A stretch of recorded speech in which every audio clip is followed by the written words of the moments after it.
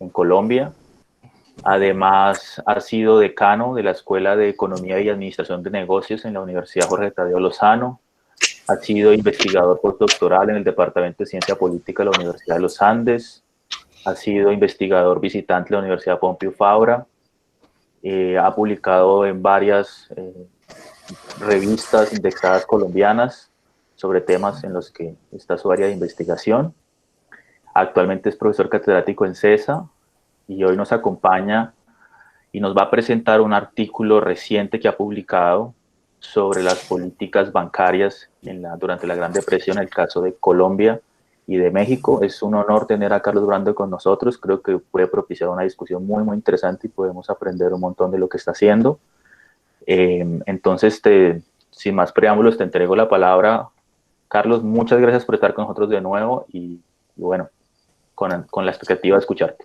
Muchas gracias, Cristian, por la introducción tan generosa. Gracias a ustedes por extenderme la invitación. Es un gusto estar acá. Voy a empezar a compartir la pantalla entonces en este instante. Por favor, háganme saber si es exitoso el procedimiento o no. Ya debería estar. Ya está. Sí, perfecto. Sí, ya está.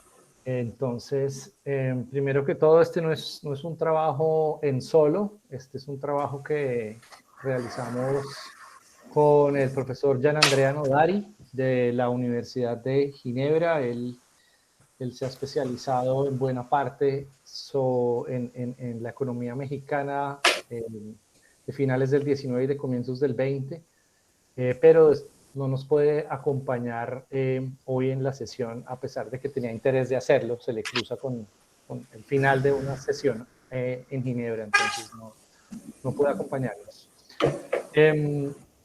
Entonces, preparé unas diapositivas que yo estimo nos darán algo así como unos 30 minutos largos de presentación. No sé cuál es el formato, Cristian, o si me lo dijiste y se me olvidó de... Sí. A medida que vamos o al final o... El formato es que finalmente preguntas y comentarios al final, salvo preguntas de aclaración, ¿no? Que digamos algo que no quedó claro, entonces se puede interrumpir para que aclarar algo específico y seguimos. Y al final, pues sí hacemos una sesión ya muy amplia de comentarios, preguntas, discusiones, etc. Perfecto, vale. Entonces, voy a ser un poco más parroquial dada la edición del trabajo que acordamos con el coautor. Él se ocupaba de México y yo me ocupaba de Colombia, entonces voy a ser, digamos, fiel a esa división y de antemano pido excusas, pero no quisiera errar hablando mucho sobre México cuando no tengo un conocimiento tan profundo como el de él. ¿Se me escucha, Cristian, o los perdí? Está perfecto, Vale, te escucho. Estamos escuchando, sí. Vale, entonces voy a empezar un poco hablando sobre la motivación y la pregunta que guía la presentación, la investigación. Creo que lo primero para ser bastante, digamos, como fieles a la motivación es, tenemos ambos, por supuesto, como un bagaje en esas economías de finales del 19 y de comienzos del 20, con un sesgo hacia las finanzas, pero nos llamaba la atención cuando empezamos a discutir sobre los casos colombianos y mexicanos, un par, o más bien un trío de hechos que hacían que nos preguntáramos sobre por qué podría llegar a ser interesante escribir un paper sobre la Gran Depresión y el desarrollo bancario de entonces. La primera, digamos, no sorpresa, pero esto ya está bien establecido. El primer asunto que llamó nuestra atención es el hecho de que tanto Colombia como México salen relativamente bien librados de la Gran Depresión de los 30, si tenemos más o menos en cuenta que los puntos más críticos de la depresión se alcanzan en el 31, 32 o 33. Pues ahora les voy a mostrar un gráfico al respecto. Tanto Colombia como México salen relativamente bien librados, especialmente si se compara con otros países como Cuba, por ejemplo. Entonces, ahí había algo que nos llamaba la atención. Segundo, y esto es mucho más interesante, creo yo, tanto México como Colombia son excepciones a nivel latinoamericano en el sentido de que son 12 países que logran mantener su orden constitucional político vigente. En el resto del continente, con la excepción de Costa Rica, tal vez, entre el 29 y el 35 tenemos cambios inconstitucionales del gobierno o cambios inconstitucionales de régimen, es decir, de las reglas de juego político. Golpes militares, por supuesto, golpes de Estado son el golpismo es el mecanismo más común. ¿No? Argentina, Uruguay, Brasil es un poco diferente, pero también termina pues con la dictadura de Vargas, insurrecciones civiles en Panamá, guerras civiles en Ecuador, etcétera, etcétera. Entonces, tal vez Colombia y México ahí nos llamaban la atención por esa razón. Tercero, habían sido los únicos países que manteniendo ese orden constitucional político vigente durante la crisis, habían también sido visitados por las misiones del afamado economista estadounidense Edwin Walter Kemmerer, y por tanto habían implementado una serie de reformas financieras, económicas, concentradas sobre el sistema bancario, el sistema de banca central, que había puesto a andar para Colombia después del 23, México había sido un poquito antes, hacia 1919. Entonces la motivación básicamente se derivaba de esos hechos o de esas características particulares de los dos casos, y queríamos investigar sobre el rol o el papel que habían jugado los sistemas bancarios y su composición, particularmente en términos de Estado versus mercado, o Estado y mercado más bien, en el rol de la recuperación. Si habían sido factores que han coadyuvado la recuperación o se habían actuado más bien como obstáculos. Sobre eso, en un momento les muestro algunas gráficas. Eso en cuanto a la motivación. Así que las preguntas que nos guiaban el paper eran estas: cómo se supera la depresión y cuál es el papel de la banca, y sobre todo, aunque creo que finalmente resultó siendo muy limitado esto, cómo surge la banca pública, porque vamos a ver que es una de la característica más importante después de todo. Le hablamos a distintos tipos de literatura.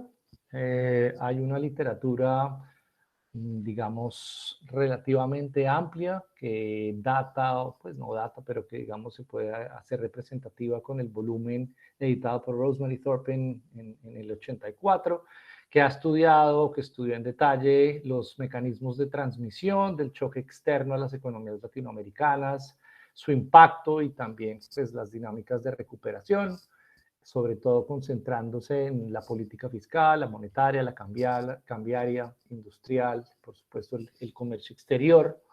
Estoy pensando en los trabajos además de Thorpe, del famoso Carlos Díaz Alejandro, de Gabriel Palma, en Colombia de José Antonio Campo, para México de Enrique Cárdenas, etcétera. Pero se había dejado más bien de lado, nos dimos cuenta, el análisis de lo que había ocurrido con el crédito privado, más bien con la banca.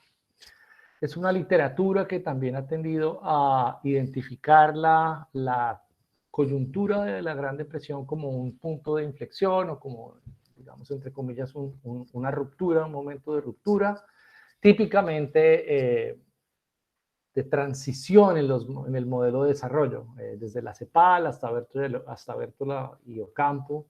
Yo creo que esa ha sido una interpretación más bien común, en donde la gran crisis o la Gran Depresión básicamente marca el fin del desarrollo exportador o del modelo liderado por las exportaciones, el crecimiento exportador, y se presenta como un momento de transición hacia la sustitución de importaciones, hacia la industrialización vía sustitución de importaciones, o lo que llamamos a veces como la ISI.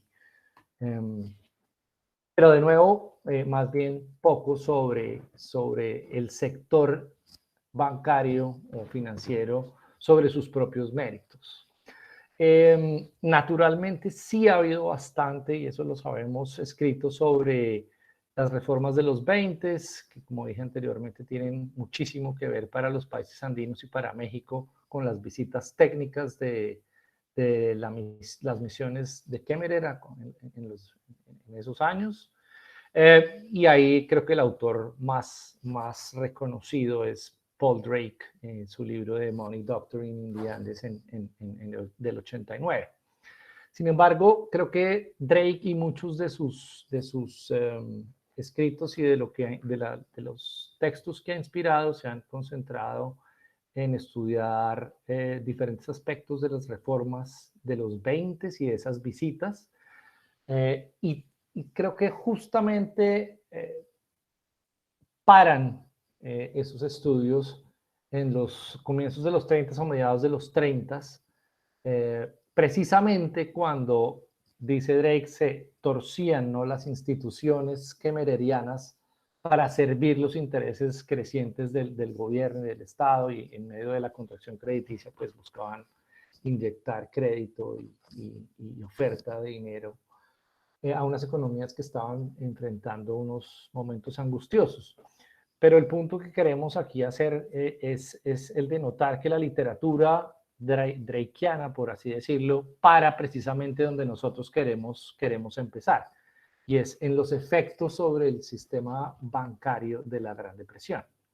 Creo que Drake nota que se desmonta su sistema, pero no nos cuenta qué es lo que le sucede, qué es lo que ocurre después.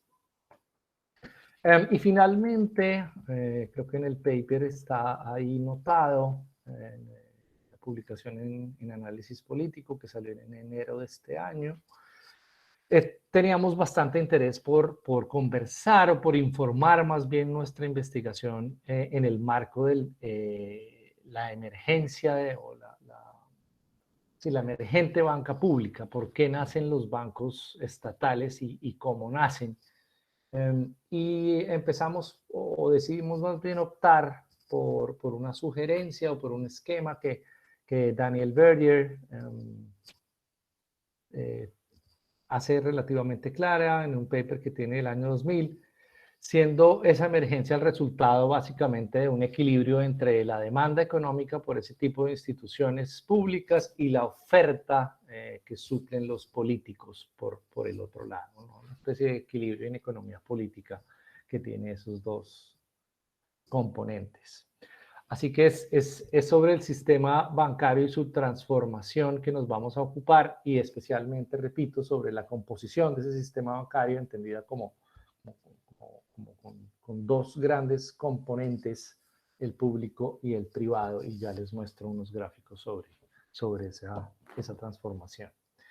Creo que el argumento más o menos lo podría sintetizar con respecto al caso colombiano como un caso en el que se implementa una respuesta que inicialmente es tremendamente ortodoxa y que implica básicamente un ajuste recesivo en el marco de las reglas del patrón oro y la convertibilidad que se va a sostener hasta septiembre del 31 frente al choque externo. Y que empieza a ceder gradualmente en el caso del Banco de la República o del Banco Central a medida que empieza a operar directamente con el sector público, que se relaciona con esa banca pública emergente, y ya les voy a detallar cuáles son esas instituciones, y que también empieza a ampliar los préstamos al gobierno. En ese momento ya no es un gobierno conservador, sino es el gobierno del elegido candidato liberal Enrique Olaya Herrera. Aquí una pequeña cuña: hay que notar que el gobierno de Olaya Herrera, como nos dicen ad nauseam la literatura, le da fin o le pone fin más bien a la hegemonía conservadora que databa de algo así como de los años, ¿no?, de la década de los 80 del siglo XIX, ¿no? Tras 40 o 50 años en el poder, ahí hay un punto de quiebre, y en el caso colombiano, como en muy pocos otros, el mexicano y el costarricense, el cambio de gobierno es constitucional, de los conservadores a los liberales. Pero lo que quería decir es, se cede un poco, se relaja la ortodoxia económica del banco y se nota en el relacionamiento con la banca pública que están haciendo, uno, las operaciones directas que empieza a extender al sector privado, dos, y en los préstamos que también arregla o logra conceder al gobierno. Y la naturaleza de los plazos también va a ser importante. Sin duda es un gobierno que en este contexto yo no quisiera, digamos, necesariamente meterme en los problemas de denominación, si es entre comillas democrático o semidemocrático o más bien oligárquico, pero lo que sí es un hecho es que el gobierno de Olaya Herrera responde a las exigencias, a las demandas de un público que está atravesando una situación crediticia muy difícil y que está pidiendo auxilio. Y eso es bastante importante en nuestra historia.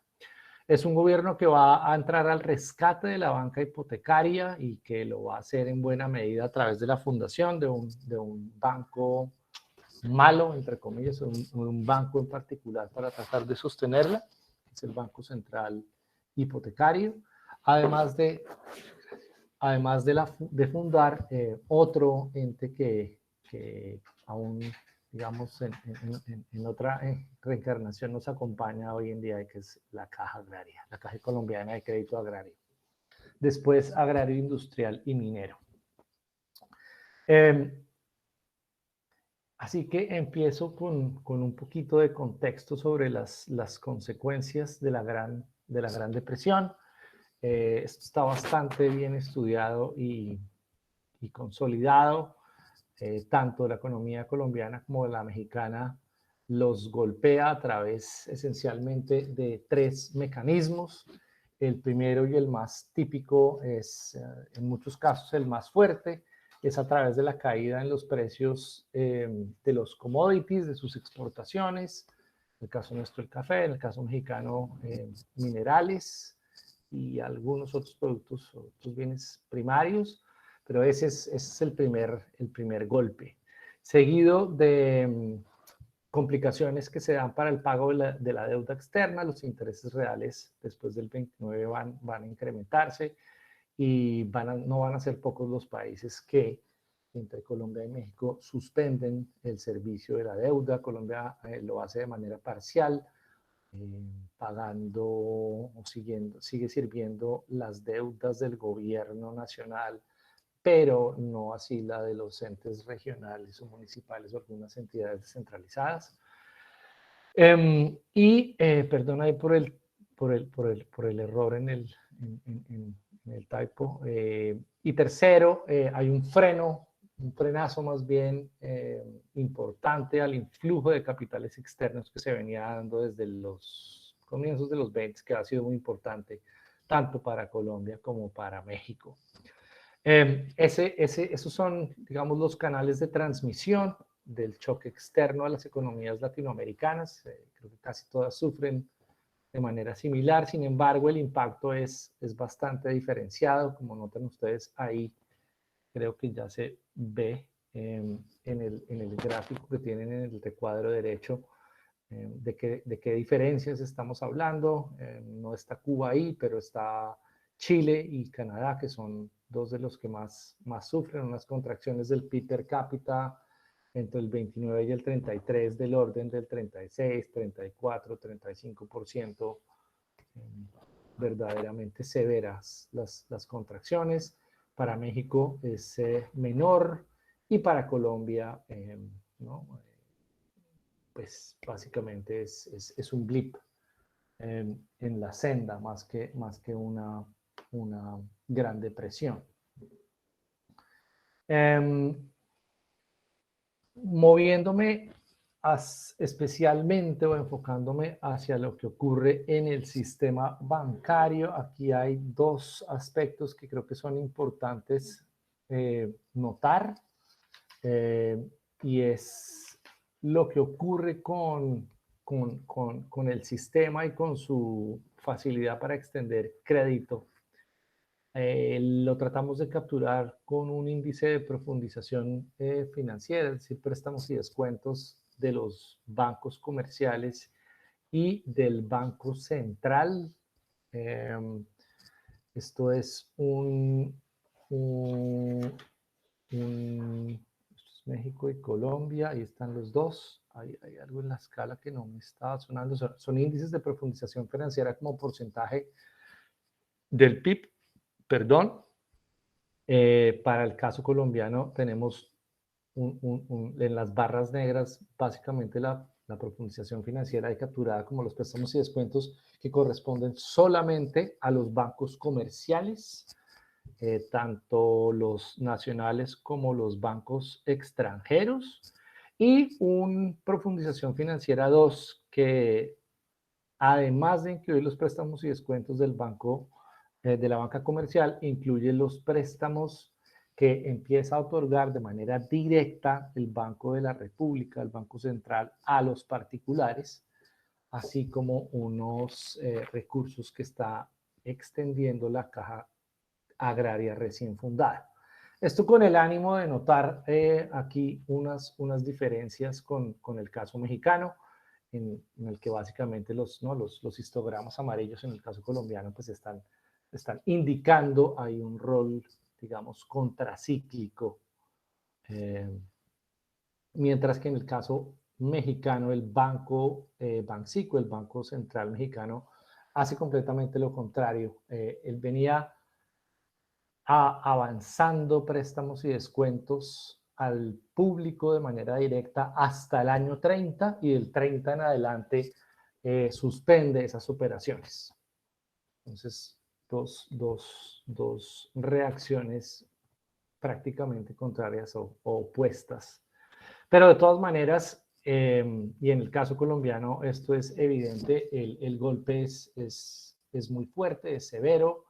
Estamos hablando de que el índice de profundización financiera se recorta algo así como en el 50%, ¿no? Pasa de extender 10 o más o menos 10 puntos porcentuales del PIB a 4 en su punto más bajo, y aún para el fin del periodo que estudiamos en el 37, pues no llega ni al 7%. En el caso mexicano tampoco se recuperan a los niveles precrisis, pero no es tan severa o tan marcada la contracción. Ahora, esto es, yo creo que de alguna manera esta es la gráfica que más nos interesa mostrarles. Esto lo que nos muestra es la transformación del sistema bancario entre el 24 y esto no es el 37, perdón, es el 34, son 10 años que tengo ahí capturados. La recolección de datos es bien complicada, esto es para Colombia solamente, como dije, me voy a enfocar en Colombia. Y esto es básicamente la composición de la cartera total del sistema bancario. En 1924, recién instalado, digamos, el sistema kemmereriano o las reformas de Kemmerer, apuntan a un papel dominante de la banca comercial privada. Como dije antes, tanto los bancos domésticos nacionales como de los bancos extranjeros, que juegan un papel importante acá, aunque no tan importante como el que van a jugar en México. Segundo, un papel bastante importante, algo así como casi el 20% de la cartera total.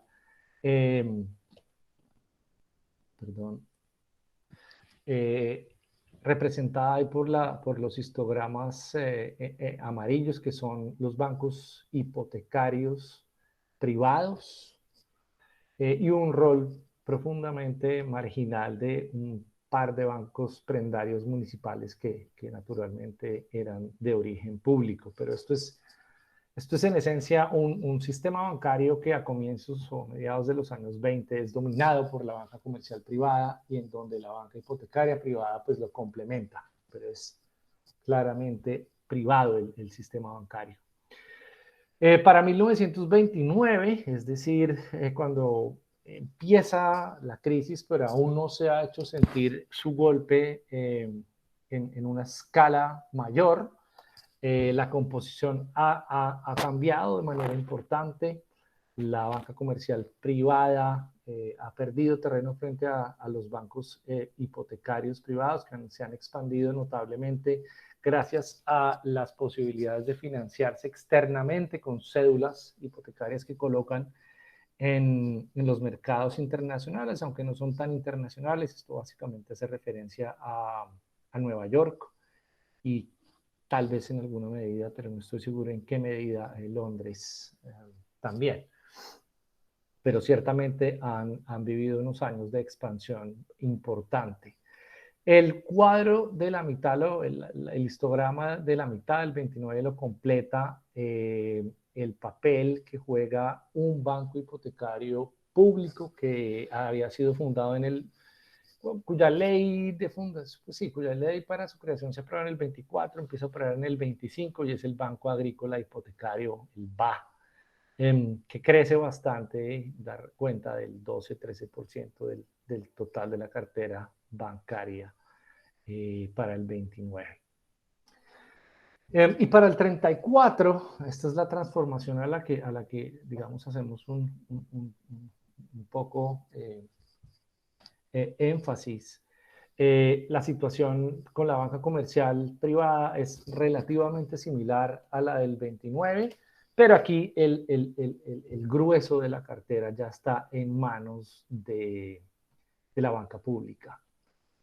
Aquí se ha básicamente eliminado, o se está en proceso más bien de liquidar los bancos hipotecarios privados.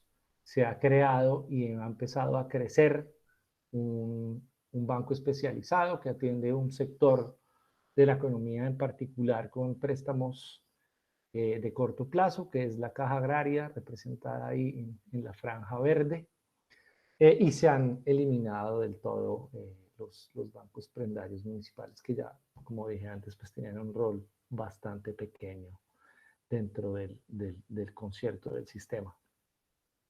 Los bancos hipotecarios privados eran dos especialmente, el Banco Hipotecario de Colombia y de Bogotá, y estos entran en unos procesos de liquidación que son bastante extendidos en el tiempo, y que más adelante les voy a contar los detalles, pero sus carteras son recogidas en muy buena medida por un banco malo que se crea para ese propósito, que es el BCH, el Banco Central Hipotecario. Importante, yo creo que pues que ese gráfico esta figura haya quedado clara.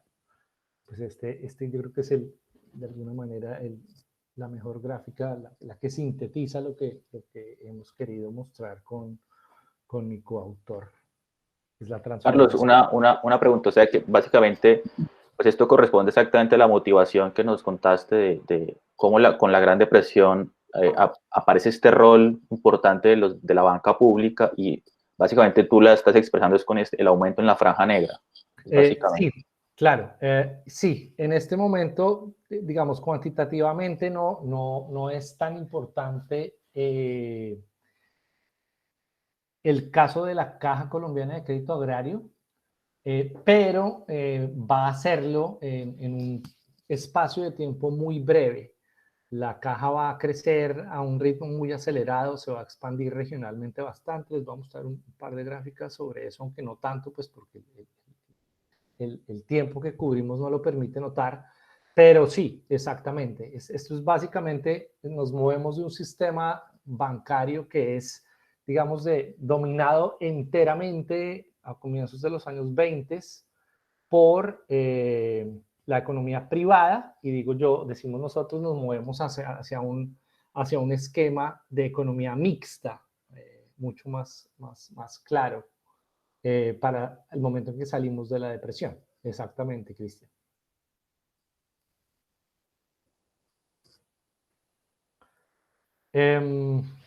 Ahora, es cierto que durante los 30 Colombia no experimenta pánicos financieros importantes, no se dan corridas bancarias como se dieron en Estados Unidos o en otras partes. Sin embargo, digamos, no es del todo cierto sugerir que en esos años la banca comercial no sufrió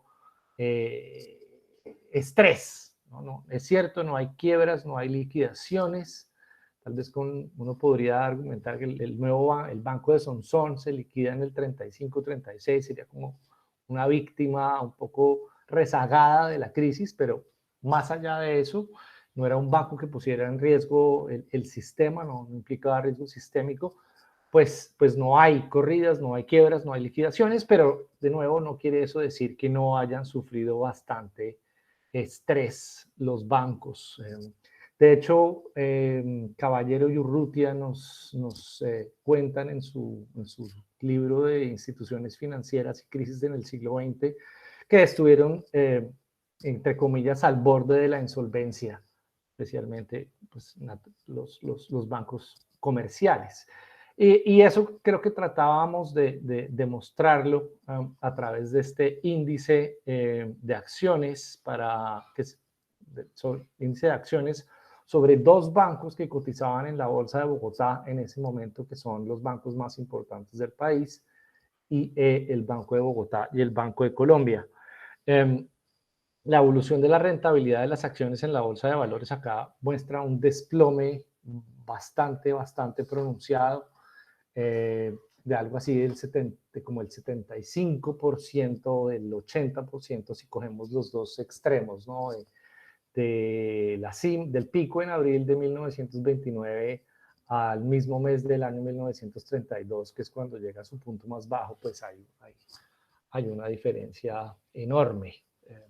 Entonces, estos no son años, digamos, sencillos, no son años fáciles más bien para los bancos comerciales, capturado al menos por la evolución de las acciones en la Bolsa de Bogotá. Y buena parte de eso está originado en esta gran contracción crediticia, ¿no? El credit crunch, que aquí estamos mostrando a través de la evolución de los préstamos y descuentos. Son promedios bianuales en millones de pesos corrientes del 26 al 37. Aquí lo que hicimos fue discriminar un poco el sector comercial en tres bloques: los bancos extranjeros, que eran 5 en su momento, serían el Royal Bank of Canada, el Bank of London and South America, el Citi, que llega en el 29, el Citibank, y el alemán antioqueño y el italiano. Son 5 si no me equivoco, 5 los bancos extranjeros operando en ese momento, que como pueden notar, son importantes, dan razón de un 30-40% de la cartera comercial, más o menos al comienzo del periodo.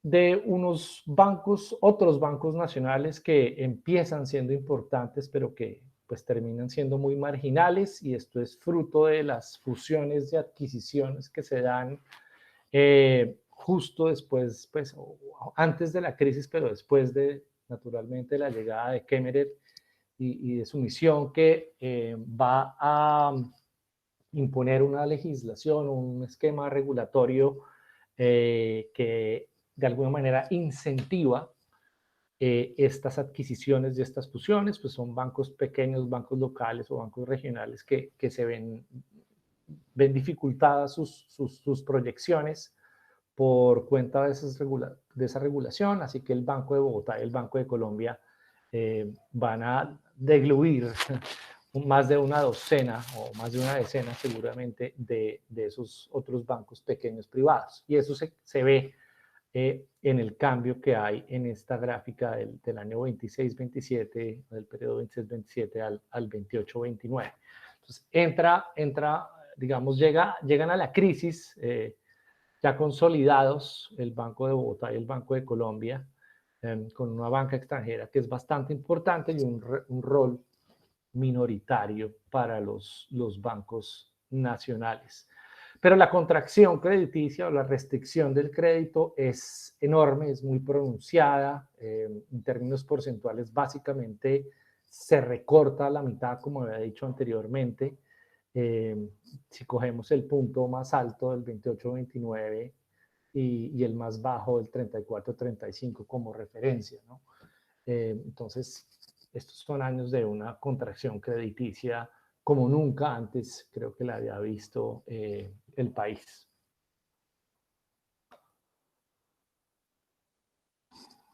La situación general del crédito era tan crítica que en el 32 el Banco de la República emite una circular a los bancos comerciales como destinatarios y resalta, digamos, el BANREP, las condiciones cambiantes y favorables para la reactivación de la economía, y les solicita más o menos restablecer los flujos crediticios. Lo mismo hace el ministro de Hacienda, Esteban Jaramillo, en el paper ahí, en el documento. Yo tengo una cita en el que hace esa solicitud.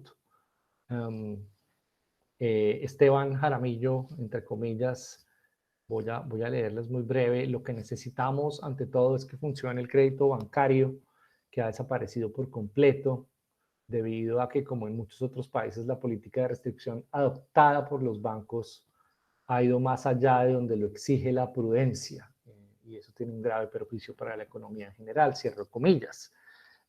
Pues evidentemente Jaramillo hace esa declaración en el punto más bajo de la contracción, como lo muestra el gráfico en el año 32. Así que el mensaje que transmitimos es: la crisis no solo afecta evidentemente la capacidad crediticia del sistema bancario, sino que también altera las características de la segmentación del sistema y de la estructura propietaria. Y para repetir la historia en breve, ustedes lo que van a ver es, ¿no?, la eliminación o el proceso de liquidación de la banca hipotecaria privada y el auge de una banca pública que va a tener dos patas, ¿no?, banca especializada en la Caja Agraria y el BCH por el otro lado. Aunque también va a haber cambios en el Banco Central que les voy a anotar en un instante. Frente a la crisis, la reacción del gobierno de Olaya Herrera, que como dije, pues es un gobierno nuevo, liberal, que se posiciona constitucionalmente dentro de las reglas de juego político vigentes del momento, tiene varias aristas. La primera es la de rescatar la banca hipotecaria que se encuentra en graves problemas y hace que, digamos, atendiendo las solicitudes de los bancos hipotecarios mismos privados que les ceden la cartera y que entran en procesos de liquidación, lo va a hacer a través de la creación de un banco malo para ese propósito, que es el Banco Central Hipotecario, cuyos recursos más importantes van a estar originados en capital suscrito por el Banco de la República, que suscribe para el año 32 o 33, algo así como 12 millones de pesos.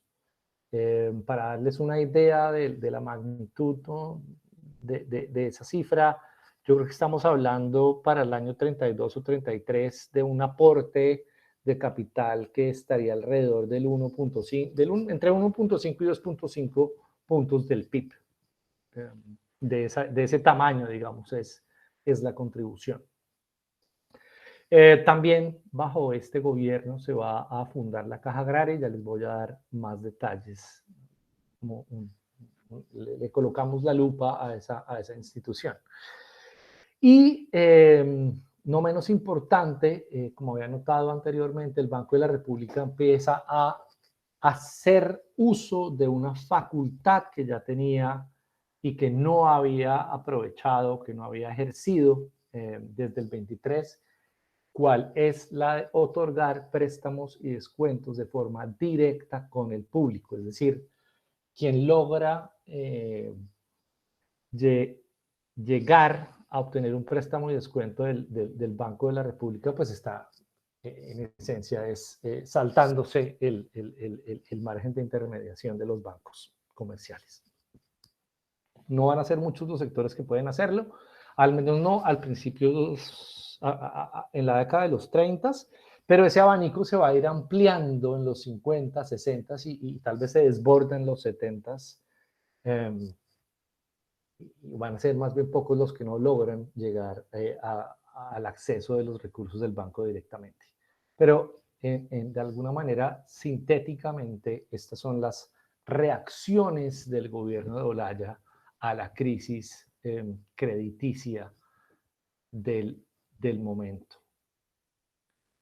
Creo que el Banco de la República, hay que decirlo, inicialmente adopta una posición bastante ortodoxa frente al choque externo. De hecho, la tasa de descuento después de octubre del 29 no la reduce, sino que más bien obedeciendo a las reglas de juego del patrón oro, lo que hace es que la sube del 7 como al 9%.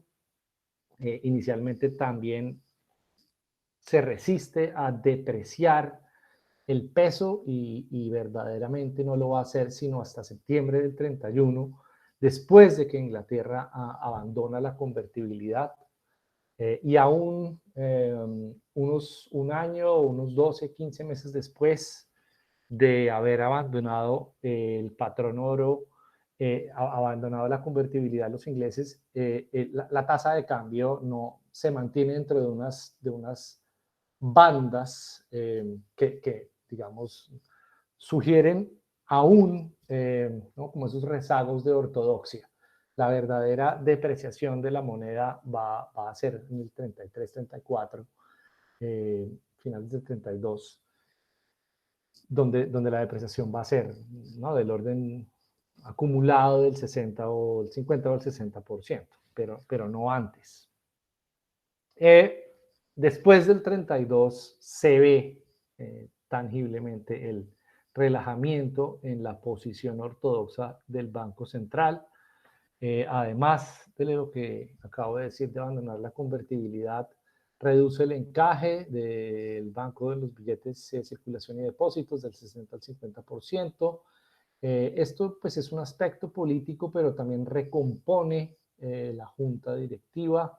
Van a entrar a ser miembros de la junta directiva del banco representantes de la Federación Nacional de Cafeteros y de las cámaras de comercio. Cada uno va a colocar a un miembro, a un representante en la junta. También va a aumentar el cupo de endeudamiento del gobierno. Esto es, digamos, un hecho bastante importante. Va a ser, digamos que, heterodoxo y creativo, decimos nosotros, en la concepción del mecanismo por medio del cual va a prestarle ahora al gobierno unas sumas bastante importantes de dinero, y lo hace a través de un contrato por medio del cual el Banco de la República negocia con el gobierno un contrato en el cual el Banco de la República recibe en concesión la explotación de las salinas terrestres y a cambio le entrega al gobierno un anticipo sobre las utilidades futuras de esa explotación. Esos recursos van a ser muy importantes, van a representar el 75% del total de los préstamos que el emisor le otorga al gobierno en los años más críticos de la depresión, y va a ser la gasolina con la cual el gobierno básicamente promueve su rol contracíclico durante la crisis. Sin embargo, hay que notar, yo creo que es importante observar dos cosas, y eso ha salido un poquito para la discusión contemporánea del banco y la emisión, y es que el emisor, después de muchos meses de negociación, llega a ese acuerdo, y ese acuerdo en sí mismo lo que sugiere es que no va a tolerar los préstamos, digamos, libres e ilimitados por parte del gobierno, sino que estos tienen que estar respaldados, y en este caso van a estar respaldados por la concesión. Y segundo, bueno, son préstamos de largo plazo, ¿no? Y eso es un cambio profundo, digamos, en la orientación del banco, que estaba diseñada por Kemmerer para ocuparse de las dinámicas de corto plazo, más bien. Si es el caso, podemos hablar un poco más sobre la dinámica política del emisor y cómo logra atajar otro tipo de reformas mucho más, digamos,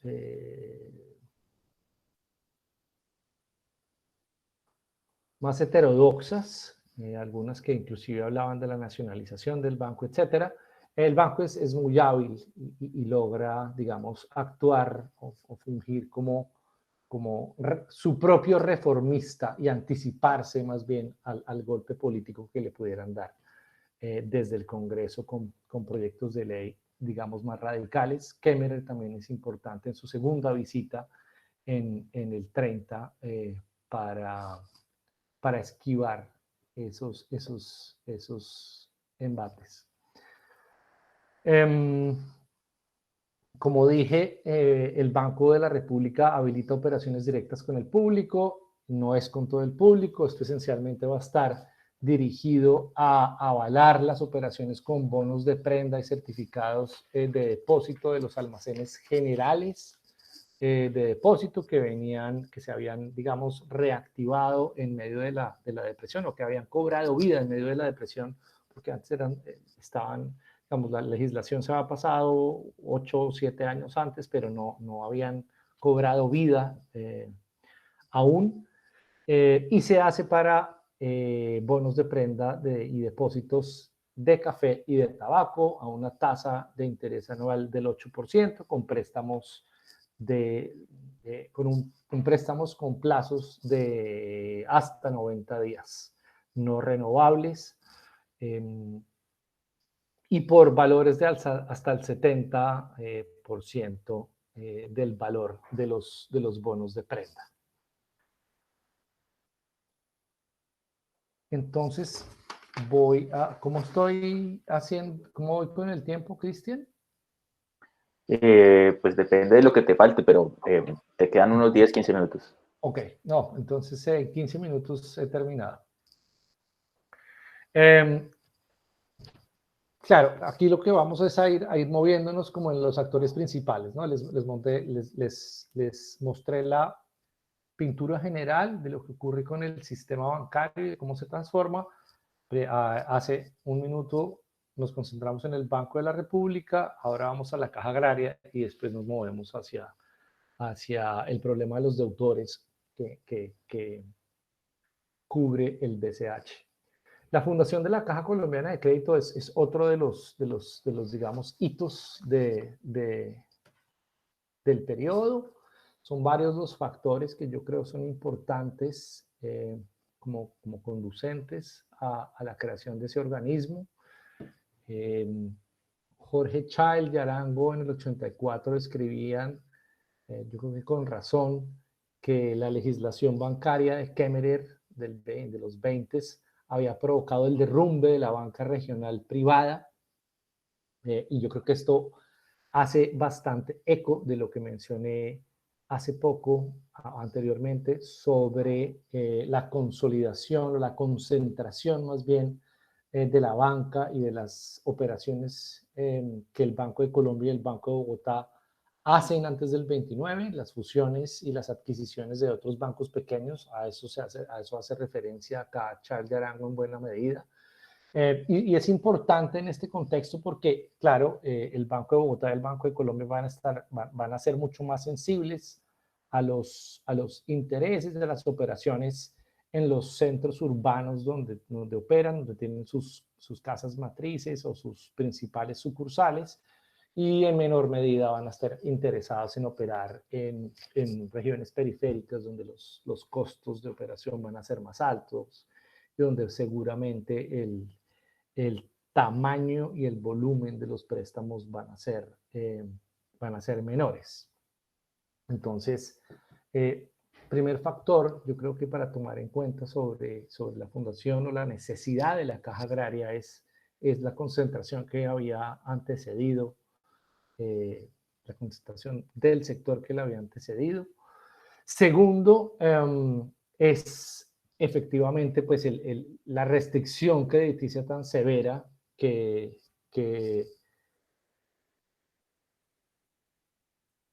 lideran los bancos comerciales. Aquí les leo otra cita del ministro de Hacienda del 32. Lo que necesitamos ante todo es que funcione el crédito bancario que ha desaparecido por completo debido a que en Colombia la política de restricción adoptada por los bancos ha ido más allá de donde exigía la prudencia. Credit Crunch, que les mostré en órdenes de magnitud del 50% entre el 29 y el 34. El crédito escasea. Y este es un efecto que también es muy interesante, y es el hecho de que la tasa de interés extrabancaria a la cual recurrían, por supuesto, una gran parte de la masa campesina colombiana en los 20s y 30s y antes, se ve afectada por la restricción crediticia. Pues ¿no? El efecto se transmite al mercado extrabancario, y Mariano Ospina Pérez, quien fungía en el año 1930-32, tanto como congresista de la República, como gerente general de la Federación Nacional de Cafeteros, notaba la importancia de ese brinco en las tasas de interés extrabancaria, y alertaba a sus colegas en el Congreso sobre la situación. Mariano Ospina, quien en realidad va a ser el gestor de la caja agraria, podríamos decir que es como el padre del banco de la organización, presenta el proyecto de ley de creación de la caja de la mano de otros dos senadores antioqueños en el 30, finales del 30, comienzos del 31, y en su exposición de motivos alega que los congresistas se alertan o se preocupan porque en Bogotá, en Medellín y en otras ciudades principales, los usureros o los agiotistas están cobrando tasas de interés mensuales del 2 o del 3% sobre préstamos, ¿no? Que hoy llamaríamos el gota a gota de corto plazo. Y Mariano Ospina dice que muestra en la exposición de motivos en el Congreso documentos donde la tasa de interés que se cobra a los campesinos, a los productores regionales, normalmente son avances sobre las cosechas, llega al 10% mensual. ¿no? Alegando que básicamente eso lo que implica es la ruina absoluta y ¿no? la desposición de los campesinos y de su usufructo. Y por eso insta a los congresistas a pasar la ley, el proyecto de ley que le da vida a la caja agraria, y que efectivamente pasa tras un par de debates, y que firma el presidente Olaya Herrera con el visto bueno de su ministro de Hacienda en el 31. En síntesis, son tres los factores que son importantes y que hay que tomar en cuenta para explicar el porqué de la caja agraria en ese momento, y es la concentración bancaria que le había antecedido, que había dejado un espacio cada vez menor de juego para el crédito regional. Segundo, la restricción crediticia del crédito que hemos notado anteriormente. Y tercero, la tasa de interés en el sector extrabancario que se había pasaba de ser alta a estranguladora prácticamente.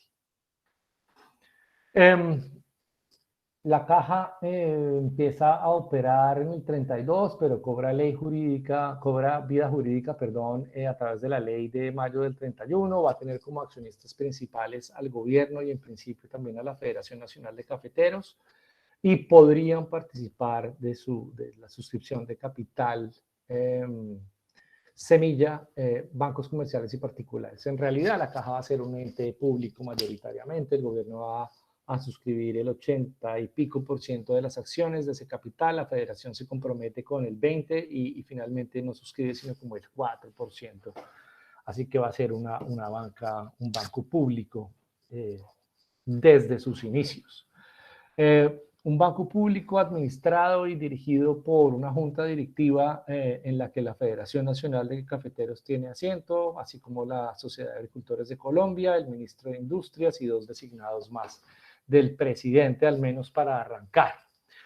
Se crea con un propósito clarísimo la Caja Agraria, y es el de servir con préstamos de corto plazo y con préstamos sobre prenda agraria a los agricultores y ganaderos de Colombia, con préstamos de 1 año de plazo, y brevemente se va a extender hasta 2 años de plazo. Además, se va a autorizar a emitir letras, a completar préstamos, a recibir depósitos y a redescontar en el Banco de la República, entre otras cosas, los documentos de prenda agraria.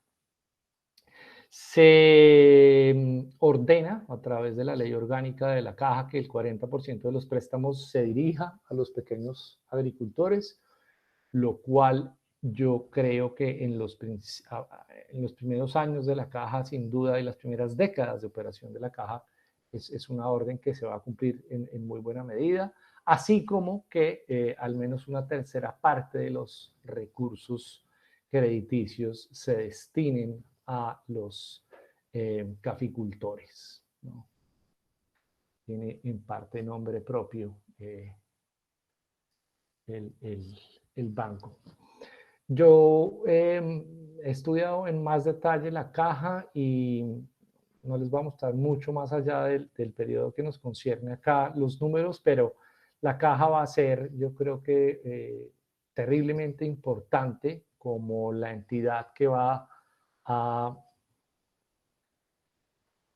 hacer efectiva la inclusión financiera de una parte de la población más importante del país a lo largo del siglo XX, ¿no? El campesinado colombiano va a lograr acceder al crédito institucionalizado, a los bancos, a la banca a través de esta entidad en mayores números y de manera relativamente fiable, por lo menos por 7 décadas más. Y yo creo que ese es un proceso que es bastante importante que hemos dejado de lado, o al cual no se le ha dado la importancia y la relevancia que merece en la historia del siglo XX colombiano. Más que detallar mucho esto, voy a pasar a mostrarles un mapa para no extenderme mucho en esto, que muestra cuál es la expansión territorial de la Caja Agraria entre el 32 y el 38. Su casa matriz, estará fijada en Bogotá, por supuesto, con 11 sucursales para el 32. La idea inicial era la de fijar o abrir sucursales más bien en las capitales departamentales, lo cual se hace, y además abrir agencias en donde hubiera una cantidad de movimientos o de movimiento económico que lo justificara. Así que para el 32 tiene 21, digamos, puntos de atención en todo el país. Y su crecimiento es bastante acelerado. Para el 38 ya cuenta con 64 puntos. Uno puede decir que en realidad esos puntos estén a lo largo y ancho del país, pero ciertamente son muchos los sitios a los que está llegando. Para finales de los años 40, según informes del revisor fiscal de instituciones de crédito público, la Caja básicamente está cubriendo todos los municipios del país, o el 98% de los municipios del país, no con agencias, sucursales y subagencias en cada municipio, sino extendiendo crédito prendario a productores de todos los municipios, o de casi todos los municipios del país, lo cual yo creo que es inédito para una agencia del Estado que no presta un servicio, sino que es una empresa. No se me ocurre ninguna otra entidad estatal que para el momento logre tener ese alcance territorial. El número de operaciones, para darles una idea de lo que estamos hablando, alcanza los 35,000 para 1937, 35,000 préstamos otorgados, y va a crecer muchísimo más. Para 1951 está llegando a los 200,000, según Albert Berry, está llegándole como al 8 al 10% de la población de los productores campesinos del país. Y en términos de préstamos y descuentos, el volumen de operaciones llega a 14 millones de pesos. Es decir, no se está alejando ya de los volúmenes que están manejando el Banco de Colombia y el Banco de Bogotá, que son los más grandes del país en el momento. Para 1950 ya los ha sobrepasado. Es decir, ¿no? Quiero aquí como hacer énfasis en la magnitud del monstruo que se creó. Para el 37, de nuevo para darles una idea de la importancia de esta entidad, para el 38, perdón, los préstamos nuevos otorgados por la Caja dan razón del 1% del PIB, y va a seguir creciendo por lo menos hasta el 52,3, cuando llegan a representar el 2,5%. El tipo de operaciones, y esto está en línea con su mandato orgánico, que más ejecuta la Caja, son los préstamos sobre prenda agraria, agrícola o pecuaria. Y esto incluye instrumentos de labranza, ganados, cosechas, muebles, el mobiliario. Es decir, es un banco que está muy bien pensado para tratar de satisfacer las necesidades, los requerimientos de crédito de corto plazo para una clase campesina que no tiene mucho más para ofrecer como colateral. Además de la prenda agraria, que da razón de la mitad de las operaciones, hay una franja que es importante, y son los descuentos que otorgan las seccionales y a las cooperativas de crédito. Las sociedades seccionales de crédito son sociedades de pequeños productores que se organizan en los lugares más apartados o recónditos del país, que logran redescontar con la Caja Agraria y así hacerse a unos recursos de crédito importantes que se atomizan entre decenas o centenas de pequeños usuarios. Y con esto ya me dirijo ya voy hacia el final de la charla. Nos queda por repasar el problema de los deudores. El problema de los deudores es un problema serio. En el 32 Jaramillo lo ilustra, pues es básicamente el resultado del ajuste deflacionario que ordenaban las reglas de juego del patrón oro, y en medio por supuesto, de la deflación, las deudas en términos reales pues simplemente se incrementan y se incrementan. Los números pueden ser, digamos, debatidos, pero a hoy los que se han utilizado típicamente sugieren que la deflación acumulada entre el 29 y el 33 y el año 33 pues sobrepasó el 55%. Así que la situación para los deudores fue verdaderamente complicada. Se organizaron en un Comité Ejecutivo Nacional de Deudores, algunos personajes muy prominentes, miembros de la SAC, miembros de la Federación, etcétera, etcétera, y solicitaban al gobierno de Olaya básicamente 4 cosas: suspender el aplazamiento y aplazar los cobros en juicio por las deudas, reducir los intereses de esas obligaciones, y aceptar, lograr que el Banco Agrícola Hipotecario, que era el banco público hipotecario, aceptara de sus deudas fueran redimidas en cédulas hipotecarias. Finalmente, pues se exigía o se pedía la creación de una institución especial que facilitara los recursos para la compra de esas mismas cédulas. A todo se accedió de una manera u otra. Esas solicitudes se cumplieron. En ese marco de cumplimiento se dio vida al Banco Central Hipotecario, que en sus primeros años de funcionamiento tenía un mandato clarísimo y era el de hacer operaciones de préstamos destinadas exclusivamente al arreglo de las deudas comerciales o hipotecarias contraídas a favor de los bancos comerciales, accionistas de la institución y de los bancos hipotecarios que daban cuenta de la mayoría. Carlos, ese Banco Central Hipotecario es el que nos contaste que está constituido con capital del Banco de la República. Ok. Sí. 12 millones de pesos suscribe el Banrep. ¿Y esas reservas están el 32 para su operación? Sí. Ok. Para junio del 32 había logrado llegar a acuerdos o arreglos con los deudores por cerca de 10 millones de pesos, que más o menos estamos hablando del 1.5 del PIB del momento, y pues había logrado para finales del 33 resolver o aliviar la situación de casi 2.000 deudores de todo el país. Entonces, digamos que me apuré un poco porque me di cuenta que ya estaba llegando como al límite del tiempo.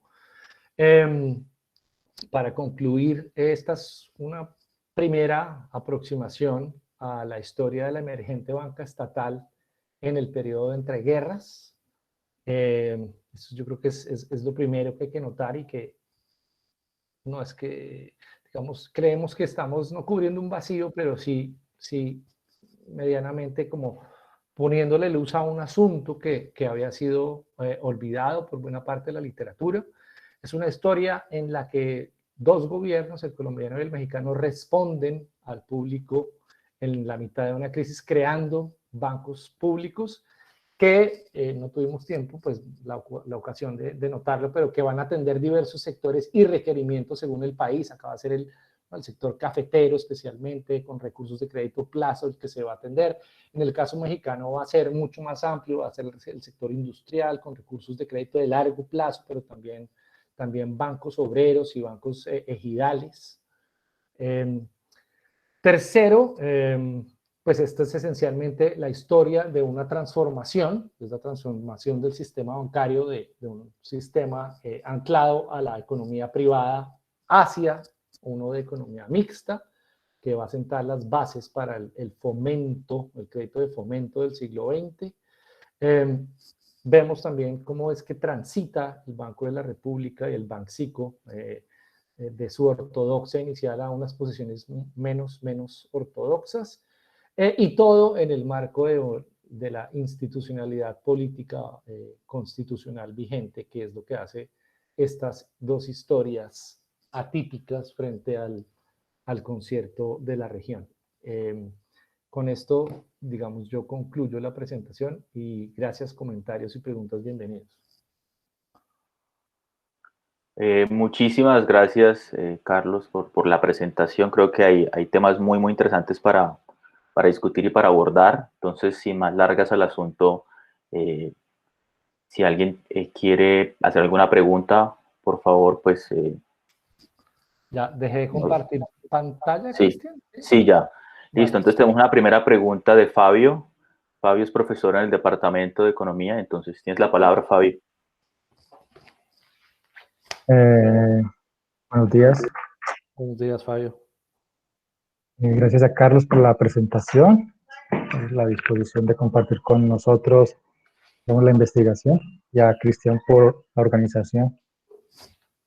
Yo tengo como dos dudas generales, que no soy del área, pero quisiera como manifestarlas. La primera es el uso del concepto de ortodoxia a lo largo de la charla, Carlos dice, se hicieron o no políticas que iban de acuerdo a la ortodoxia. Pero me parece que eso hay que contextualizarlo bien porque eso es la época de la crisis, ¿no? Y digamos la ortodoxia, la heterodoxia, digamos, una discusión o un discurso o una conceptualización que no sé si se formula mejor o se explicita mejor justo después de la crisis. Entonces uno tendría que aclarar qué es ortodoxia y qué es heterodoxia para la época, ¿sí? No sé si Carlos pueda como ampliar eso. Claro, buen punto. Fabio, gracias por la pregunta. Aquí estamos hablando esencialmente de ortodoxia como sesgados o ligados más bien a mantenerse dentro del patrón oro y de sus reglas de juego. Esa es como la ortodoxia a la que nos referimos. Y por supuesto, en 1929, 30 y 31, mantenerse en el patrón oro equivalía a esencialmente renunciar a cualquier intervención en materia monetaria, ¿no? Los bancos centrales, si obedecían las reglas de juego del patrón oro, se amarraban las manos detrás de la espalda y dejaban que el ajuste, sin importar cuán fuerte fuera su impacto, fuera recesivo, fuera deflacionario y fuera automático. Y lo que nos llama la atención, Fabio, y tal vez la razón por la cual hablamos de ortodoxia es que Colombia y México son, para ponerlo en un término coloquial, más papistas que el Papa. Son dos de los países que se aferran más a la ortodoxia. Argentina suspende convertibilidad antes y varios países de la región la suspenden antes que nosotros. Colombia y México se mantienen más en intentar sostenerse sobre el patrón oro. Y aún Colombia, después de que Inglaterra abandona la convertibilidad, pues no se anima a depreciar el peso en una, digamos, manera bastante fuerte, ¿no? Sino que aguanta y aguanta hasta que lo hace en el 32.3. En ese sentido, hablamos de ortodoxia. Y tengo otra pregunta. A mí me interesa mucho el asunto de la economía política, pero la intento como extrapolar al caso ambiental. Pero mi pregunta es esta, cuando hablas de economía política, tú tienes como un marco conceptual definido, porque luego que está amplio, ¿no? Entonces es un marco amplio en el cual uno simplemente mira actores, instituciones, decisiones de poder, pero ¿tienes algo más estrecho o manejas ese marco flexible?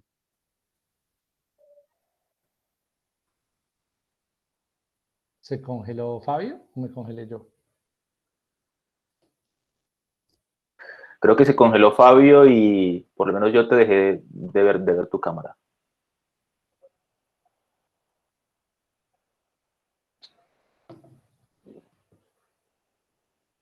Pero Aló. parece ser que Fabio ya... No, se cortó unos segundos. Yo no fue, Fabio, creo que el problema es con Carlos. Carlos, ¿nos escuchas?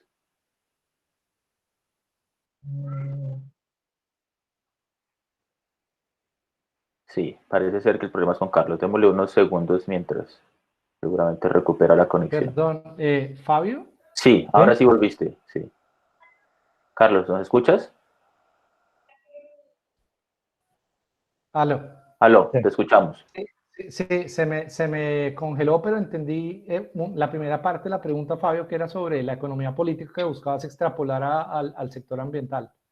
Bueno, la idea es que yo trabajo en economía política y lo extrapolo al sector ambiental, pero mi pregunta es, ¿tú tienes un marco conceptual más delimitado? Porque tú trabajas con marco de economía política, pero a veces lo veo amplio, flexible, o si puedes explicitar en cuál te mueves. Absolutamente cierto. La realidad, digamos, de la historia es que empezamos con un marco de economía político clarísimo, que era esencialmente buscaba copiar o replicar el de Peter Gurvich en Politics in Hard Times, Economic Policy in Hard Times, que es bastante claro y lo que lo que hace es identificar a los actores principales que pueden estar involucrados con las reformas, pero no lo pudimos, digamos, finalmente no tuvimos el espacio para hacerlo efectivo. Entonces, esa es una tarea, eso está por hacer. Sin embargo, digamos que los actores claves acá en esa economía política, antes de la crisis, identificábamos que eran, por ejemplo, las cámaras de comercio, resultan muy importantes para la implementación del patrón oro, grandes beneficiadas de eso. Una gente que está creciendo y que se está organizando políticamente, que es supremamente importante, es la Federación Nacional de Cafeteros, pero digamos, no es la federación omnipresente y todopoderosa que Marco Palacios describe para los 40 o 50, sino está empezando, aunque según Palacios, pues la crisis, ¿no?, la empodera. Y bueno, y otros factores, digamos, que no son nuevos, pero es la agencia de, por ejemplo, La Yarrera, que era un devoto estadounidense que buscaba, como una de las principales medidas para sacar de la crisis al país, mantener las líneas de influjos de capital provenientes de Estados Unidos abiertas. Por hablar, ¿no?, de tres factores que son importantes en esa economía política, aunque hay muchos más, pero tres que son muy importantes. Pero para responder, Fabio, es una tarea que nos queda pendiente porque nos quedamos sin espacio y sin tiempo para detallarla como hubiéramos querido. Ok, ¿alguien más? ¿Tiene alguna pregunta?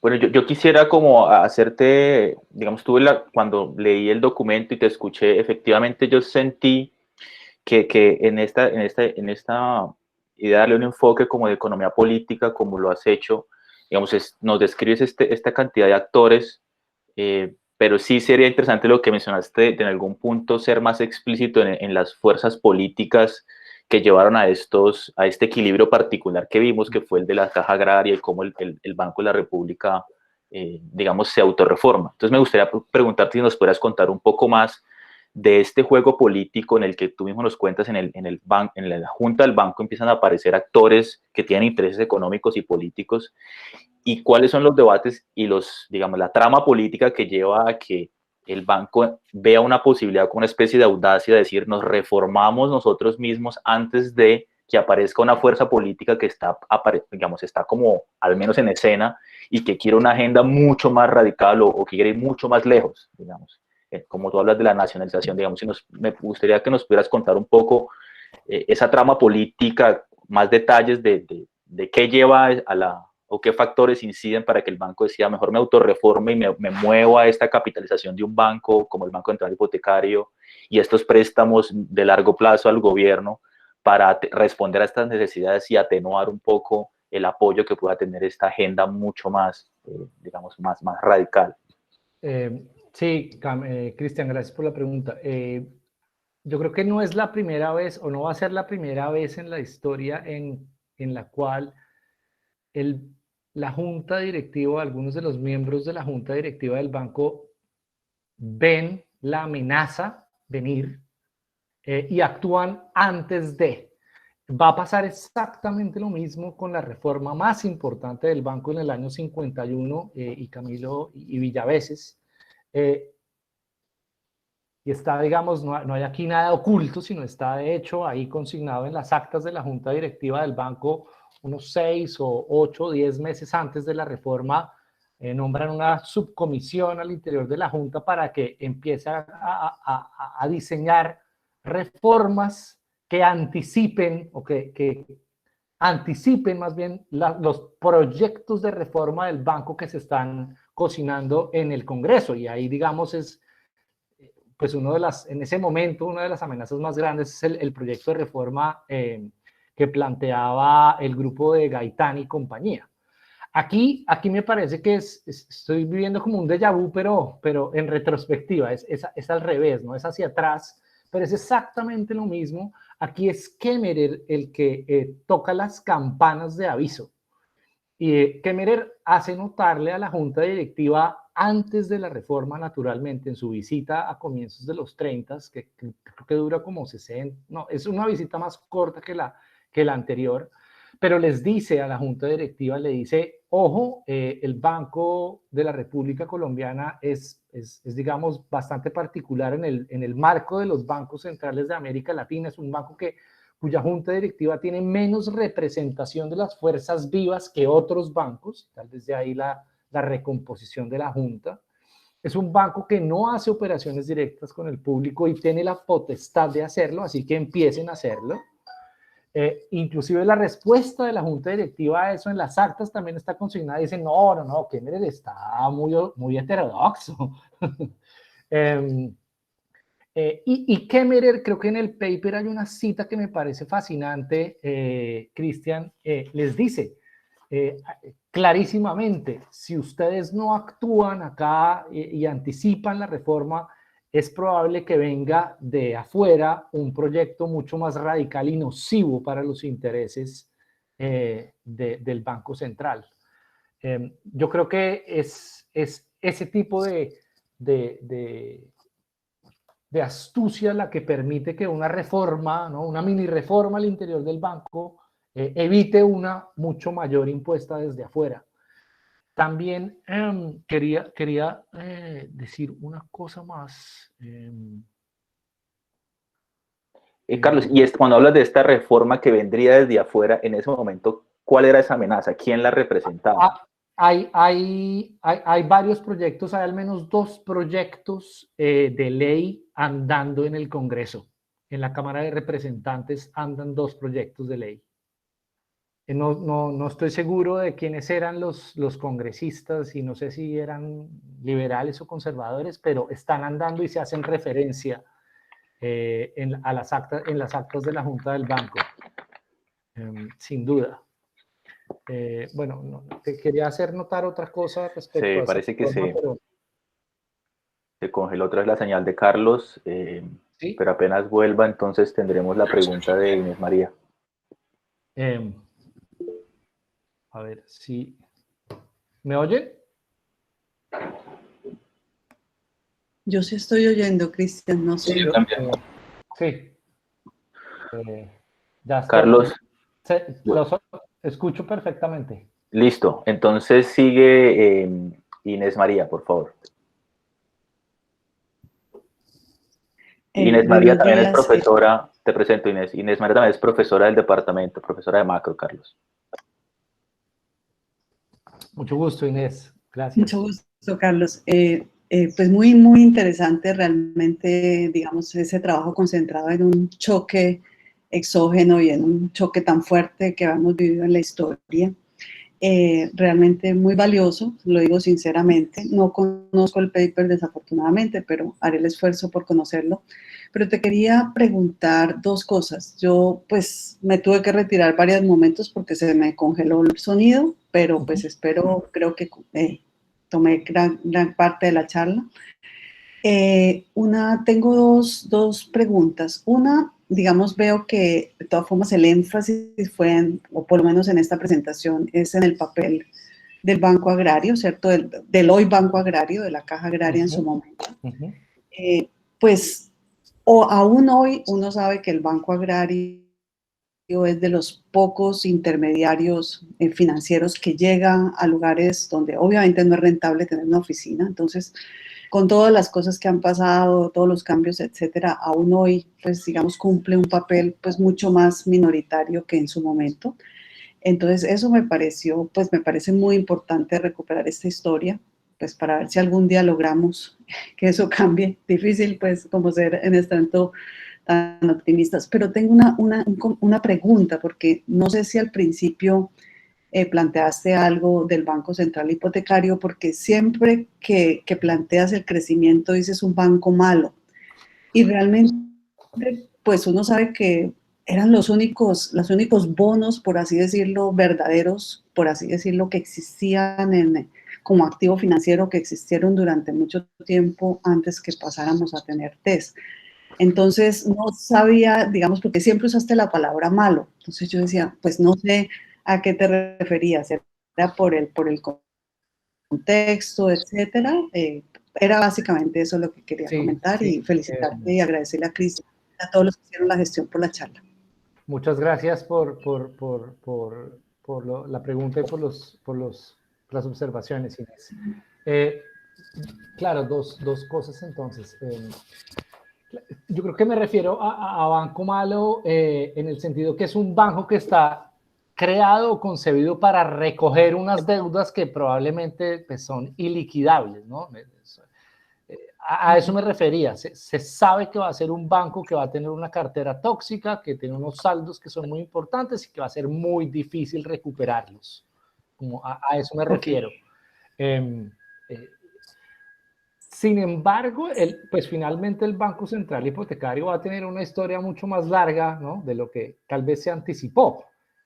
Como a los 4, 5, no, como para las memorias de Hacienda de Carlos Lleras del 39, uno ve que el banco, el BCH ha salido de ese problema y ha empezado a hacer otro tipo de inversiones, digamos, separadas de la labor principal que se le había asignado. Pero es en cuanto al banco. Y segundo, más breve, como frente a lo que mencionabas de la caja agraria, es increíble, pero la caja agraria fue durante buena parte del siglo XX el banco más importante del país, ¿no? Medido por activos, por préstamos, por cobertura, por oficinas, por empleados, llegó a ser la segunda entidad más grande del Estado después de las fuerzas militares con 15.000 empleados, ¿no? En un momento. Y sin embargo, pues no tenemos una historia consolidada o dedicada exclusivamente a la caja. Yo he hecho un par de cosas, una sale el próximo año, otra sale en el anuario IHS argentino en un mes, pero que cubra toda la historia de la caja, no lo hay. Hay sí cosas que escribieron desde USAID y desde el Banco de la República para los 70s o 60s y 70s, 80s, que es un periodo en el que la caja, digamos, ya ve sus años malos, ¿no? Ya ve los años en que está mucho más politizado, que se utiliza un poco como dice James Robinson y Fonseca, para pagar favores políticos, ¿no? La historia de cómo se utiliza la caja agraria para salvar a Samper del proceso 8000. Es como, y ya es un banco deficitario con una cartera pues morosa muy grande, etcétera, etcétera. Pero yo creo que en sus primeros 20 o 30 años, hasta Rojas Pinilla, la caja agraria es un banco del que uno podría extraer muchas historias muy interesantes. Ok. ¿Alguien más quiere hacer una intervención?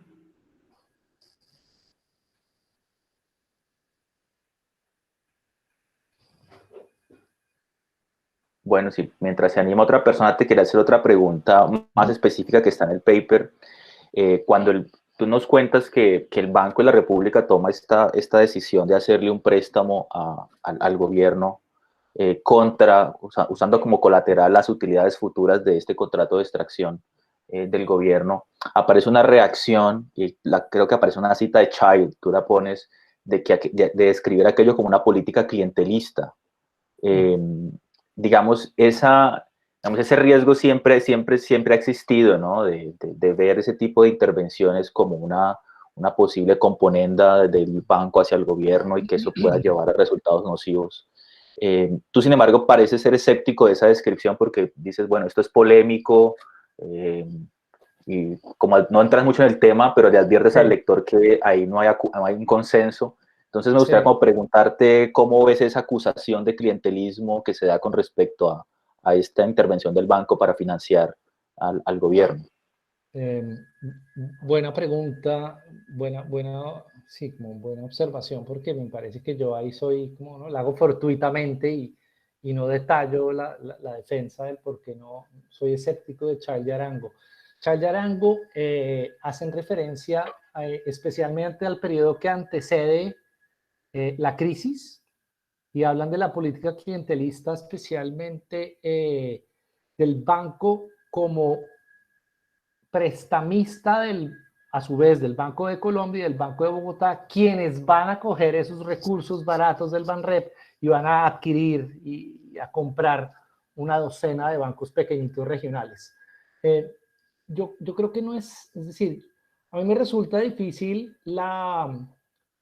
tragarme la descripción de Child porque él habla de que el 65, el 70% de los bancos del país pues son ¿no?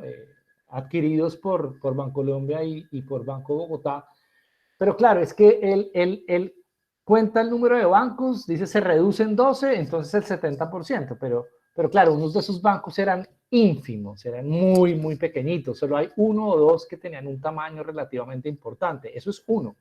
Y dos, a Child se le olvida que la legislación quemereriana los había puesto en cintura o los había hecho, les hacía la vida mucho más difícil para operar, iban muy probablemente camino de salida del sector, porque no podían cumplir con los requerimientos de la legislación de Kemmerer. Entonces no me parece clientelista en el sentido de que ¿no? Están, y tampoco, o sea, no me parece clientelista porque no veo que están atendiendo claramente o comprando con eso a... Segundo, no veo claro cuál es el constituency político que más allá de la Junta Directiva o del Banco de Colombia o de Bogotá mismo. Entonces, por eso me cuesta trabajo como comerme y más bien cito a Mora, que en un trabajo que creo que le dirige Miguel Urrutia, si no estoy equivocado, lo que hace es, miren, si hay una reducción de la oferta bancaria comercial en regiones porque el número de sucursales fuera de Bogotá y Medellín y de otras ciudades, pues simplemente se contrae. Entonces, listo. Digamos, compro la idea general de Child, de que sí hay un recogimiento de sucursales en la periferia, pero no por cuenta de que se comen a 12 bancos, sino más bien porque se están cerrando unas sucursales que antes había. Pero sí, por esa razón soy como un poco escéptico de Child. Claro, y tienes mucha razón, Cristian, en que sí son bastantes las críticas que se le hacen naturalmente a Banrep por el préstamo de Salinas. Yo creo que en retrospectiva resultó ser, pues, es creativo. Creativo, claro. Y es, pues, digamos, de alguna manera es exitoso. Finalmente el banco va a manejar las Salinas por décadas y va a terminar siendo muy efectivo en curar el bocio cuando ¿no? Empiezan a repartirle yodo, bueno, etcétera. Pero yo creo que no es una historia, es una historia, digamos, con un final feliz. Sí. De acuerdo. Yo tengo más preguntas, pero no sé si a otra persona se quiera animar, especialmente los estudiantes que están por ahí, si quieren hacer preguntas, no tengan pena, que Carlos es muy generoso en sus respuestas, así que si se quiere animar no hay problema. Con mucho gusto, sí.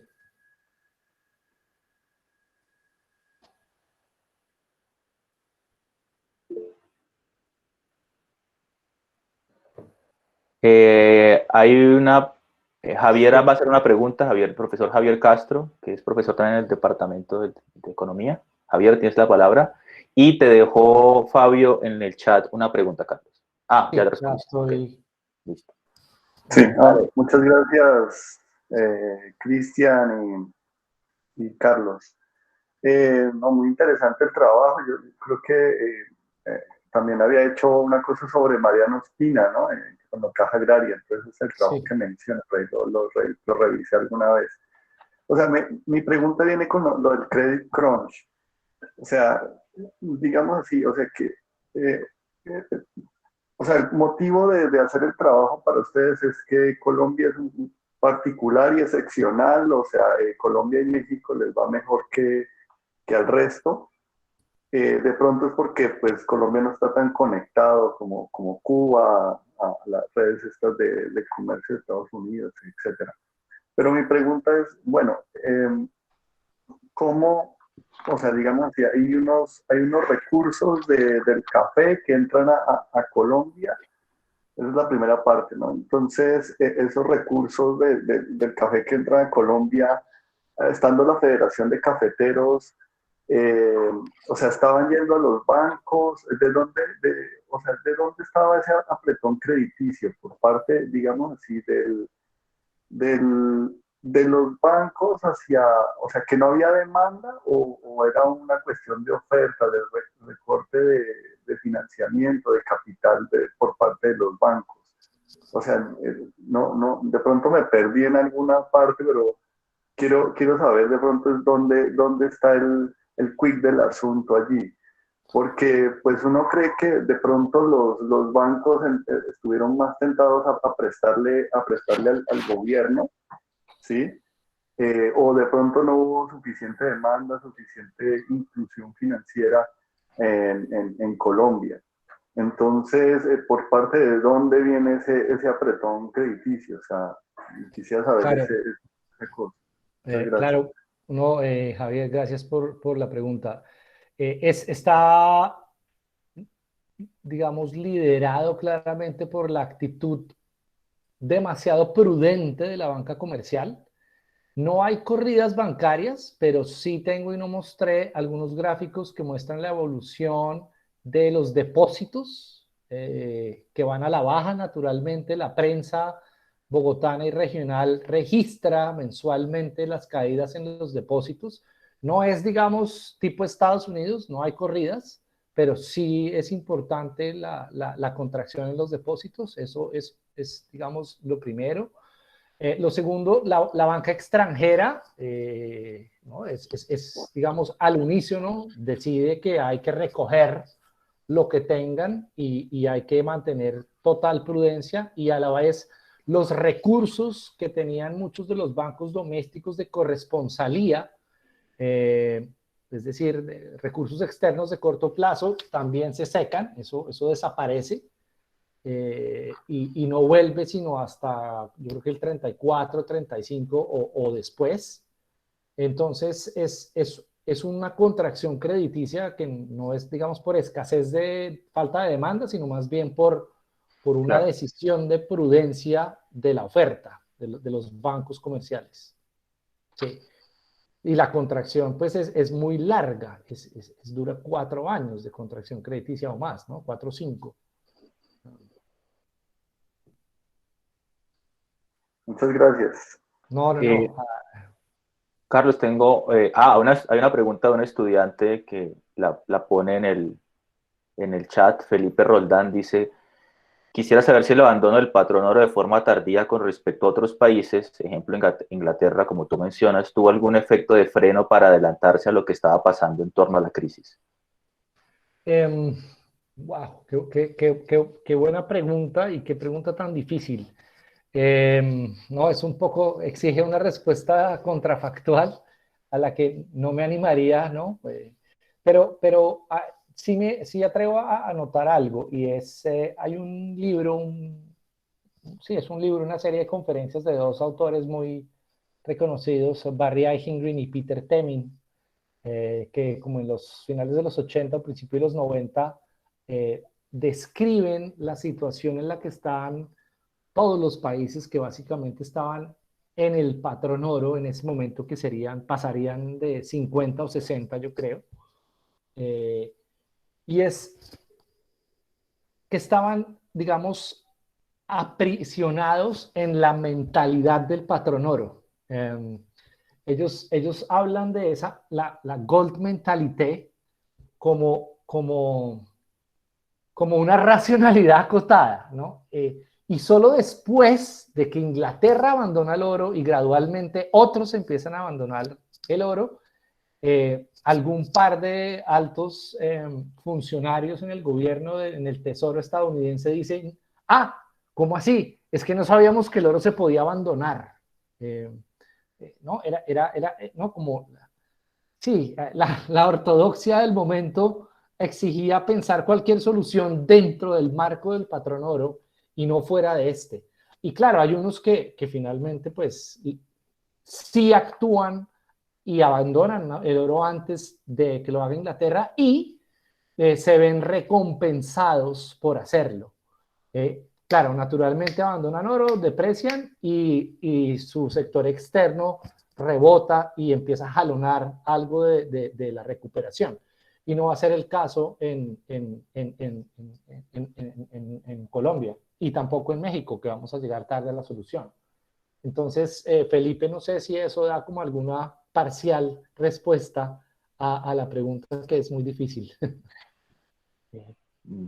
No, Sí, sí, sí, interesante la respuesta. Es porque curioso ver sí. eso del dogma, el patrón oro, como a resistirse a cambiar, pese a que la Claro. crisis está ahí latente, pero se resisten, ¿no?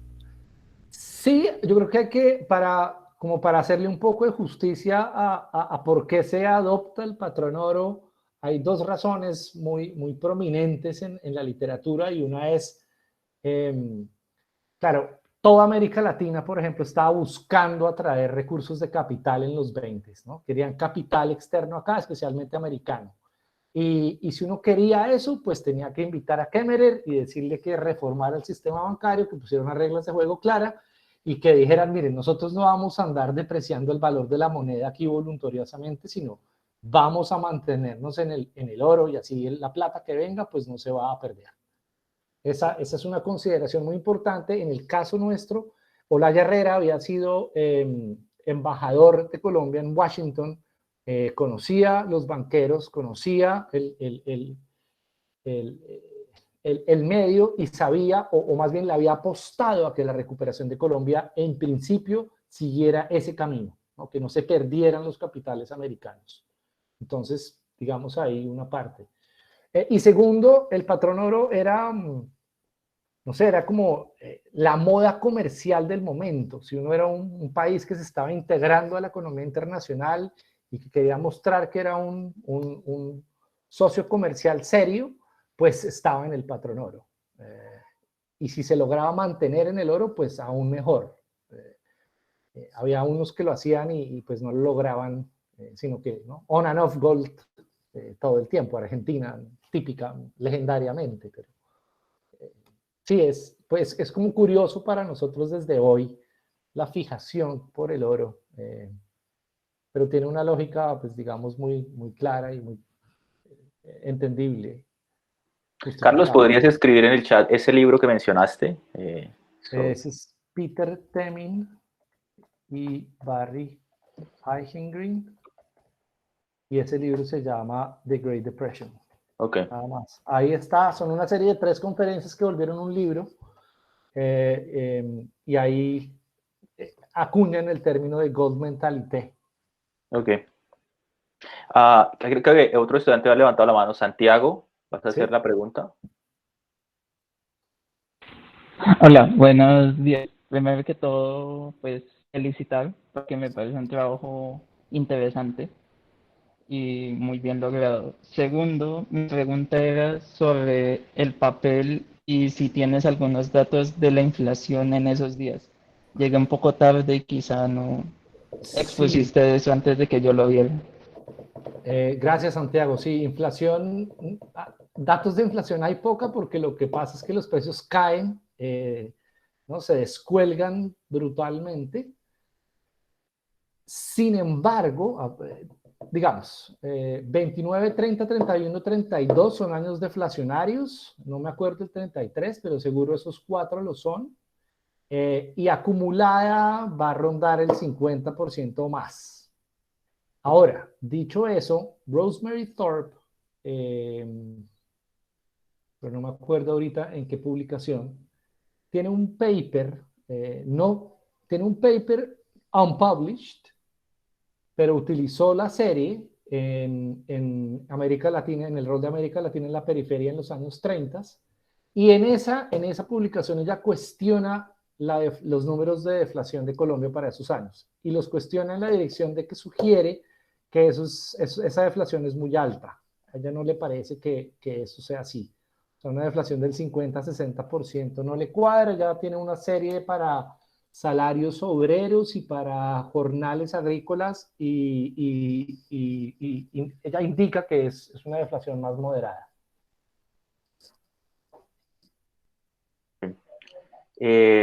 ¿Alguien más? Ya nos quedan apenas 10 minuticos. Yo tengo todavía un par de preguntas, no sé si alguien más se quiere animar. Una pregunta, Carlos, que tengo, volviendo como a esto de los actores políticos, me parece que otra distinción que no está lo suficientemente clara es que por un lado tenemos una presión de gente que quiere crédito, ¿sí? Pero después vamos a ver que hay una gente que probablemente consiguió ese crédito, pero está quebrada. Entonces, esas fuerzas políticas que empujan por el acceso al crédito y que después otras van a empujar para que les den facilidad, ya sea para no pagar o pagar en condiciones más favorables, son las mismas fuerzas políticas, responden a los mismos intereses, Claro. convergen hacia un mismo punto o por el contrario chocan unas con otras. Pues yo creo que es interesante, digamos. Voy a dar una lectura parcial, o voy a responder parcialmente, o sea, deliberadamente fragmentada de la pregunta, y es, los que, como dices vos, son un grupo que adquirieron recursos y ahora están en problemadísimos, los más prominentes de ese grupo son naturalmente unos grandes hacendados que obtuvieron préstamos hipotecarios del colombiano agropecuario, del Bogotá hipotecario, del Banco Agrícola hipotecario, con cédulas hipotecarias en Nueva York, y ahora están, ¿no?, con el agua al cuello. Y ellos, digo yo, son quienes van a encarnar no más expectations o great expectations, sino más bien the expectations of the great, porque ellos son notables, Pomponio Guzmán y, ¿no?, otros líderes de la SAC, es decir, son grandes hacendados muy notables, etcétera, etcétera. Y ellos van a ser buena parte de los rescatados a través del Banco Central Hipotecario. Y el Comité Nacional Ejecutivo de Deudores cuenta, digamos, en algún momento identifico unos nombres, ¿no?, como la élite colombiana, en quién es quién, de Oliverio Perry del 48, un poquito tarde, pero no hay más. Y claro, son notables, son regionales y nacionales, pero notables. Y otra fuente que hace presión es todo lo contrario, o en nombre de quien hace presión es todo lo contrario de quien se hace presión, y es el grupo de pequeños productores cafeteros que están asociándose o afiliándose a la federación. Y ellos están adquiriendo o abogando por primera vez llegar a un crédito prendario pequeñito de corto plazo que les permita sobrevivir la cosecha. Y se va a otorgar. Dos fuentes muy, muy diversas, ¿no?, totalmente opuestas. No, es difícil. Yo, digamos, cada vez que digo esto me hago muy impopular, pero de alguna manera soy un poco defensor de Mariano Ospina Pérez. Gaitán, la violencia, los chulavitas, terrible. Pero pre-46, pues Mariano Ospina es el presidente de los campesinos, es cafetero, es ganadero, escribe un manual sobre cómo hacer más eficiente el uso del asadón, ¿no? Es un tipo que conoce el campo bien, fuertemente devoto del catolicismo, de la encíclica de Pío y de León, pro cooperativismo, es decir, es un progresista católico social, ¿no?, influenciado por las enseñanzas católicas sociales que ha estudiado en Bélgica, naturalmente, y de ahí viene parte de eso. Entonces yo creo que hay un grado importante, ¿no?, de ser genuino en buscar que el agio deje algo de las rentas de la cosecha a la clase campesina.